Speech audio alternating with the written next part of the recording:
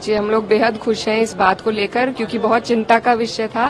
आप आइडेंटिफाई करके एक्सक्लूड नहीं कर सकते हैं लोगों को, ये तो फिर से अनटचेबिलिटी पे हमारा देश जा रहा था। तो मुझे बहुत खुशी है और मैं दिल से हमारे उच्च न्यायालय का शुक्रिया अदा करना चाहती हूँ। मेरा खुद का क्षेत्र वहाँ पर लगता है, तो ये जो फैसला है इसका हम स्वागत करते हैं और दिल से आभार व्यक्त करते हैं। लेकिन सरकार की तरफ से कहा जाता है कि विपक्ष इस पर राजनीति ना करे, ये तो हम व्यवस्था के लिए कर रहे हैं। देखिए, अर्थव्यवस्था के लिए हमें और भी बहुत सारे तरीके हैं और आज से पहले ऐसा कभी नहीं हुआ गया। ये बौखलाहट है बीजेपी को, जिस तरीके से हार उत्तर प्रदेश में मिली है, उसी के बाद वापस भेदभाव वाली अपनी राजनीति पर ये सरकार आ गई है और ये सिर्फ इनकी बौखलाहट है, इसमें अर्थव्यवस्था का कोई मामला है ही नहीं। हाँ, देखिए, मैंने पहले भी कहा था कि दिल्ली को लखनऊ रास नहीं आ रही और उसके तहत बहुत सी राजनीति हमारे प्रदेश में चल रही है, तो अभी ये तो देखने को मिलेगा कि क्या होता है। जी, हम यहाँ पर संयुक्त किसान मोर्चा के सभी किसान जो यहाँ इकट्ठा हुए हैं उनसे मिले हैं और उनकी जो जायज मांगे हैं उन्होंने सभी विपक्ष की पार्टियों के समक्ष रखी है और हम लोगों की यही कोशिश रहेगी कि इकट्ठे होकर हम पार्लियामेंट में किसानों को इंसाफ दिला सके और जो उनकी डिमांड है एमएसपी की गारंटी की, उसके लिए हम सरकार को मजबूर कर सके। इनकी किसानों की एक मांग है कि प्राइवेट मेंबर बिल लेकर, तो क्या पार्टी की तरफ से आपको कुछ ऐसा मिला है या कुछ ऐसा? देखिए, ये एक कलेक्टिव एफर्ट होगा पूरे विपक्ष की तरफ से, तो अभी इस पर जैसी भी भूमिका बनेगी उसके हिसाब से हम सभी लोग चलेंगे, लेकिन सब लोग साथ हैं। प्राइवेट मेंबर बिल आता है किसी और पार्टी के माध्यम से भी अगर आता है या हमारी पार्टी भी लाती है, ये अभी क्योंकि आज पहली बैठक थी तो इसमें अभी तय होने में वक्त लगेगा।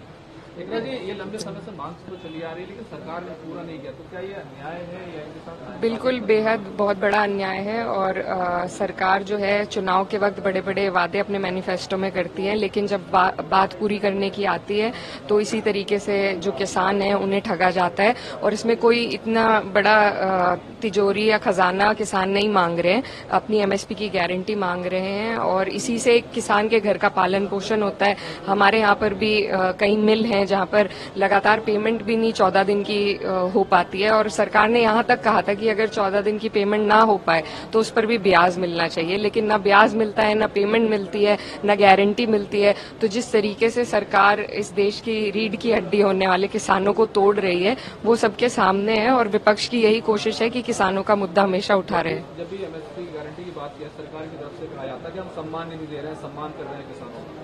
देखिए, सम्मान की तो बात यह है कि अभी जो लागत है वो भी पूरी नहीं हो पाती है, तो क्योंकि किसानों का मजबूरी है कि वो अपनी फसल को रोक नहीं सकते, उन्हें देनी ही पड़ती है, इसी वजह से किसान इतने मजबूर हो जाते हैं। नहीं तो सरकार ने जब 60 लाख करोड़ रुपए उद्योगपतियों के लोन माफ किए हैं, तो अगर वो किसानों का भी कर्जा माफ करे या उन्हें उनकी जो आय है वो दुगनी कर दे तो ये सरकार आसानी से कर सकती है। ये बस नियत की बात है और सरकार की नियत में खोट है। ये सरकार किसान विरोधी है और सिर्फ उद्योगपतियों की है और ये उदाहरण दे देकर उन्होंने कई बार जताया है। जी बिल्कुल, देखिए, मैं जो मेरा क्षेत्र है वो किसान वहाँ पर बहुल्य है वहाँ पर और गन्ना बेल्ट है, मेरी खुद के घर में खेती होती है, तो हम अच्छी तरीके से समझते हैं किसानों की पीड़ा को और किसानों को सरकार के अलावा कोई और उनका संरक्षण नहीं कर सकता।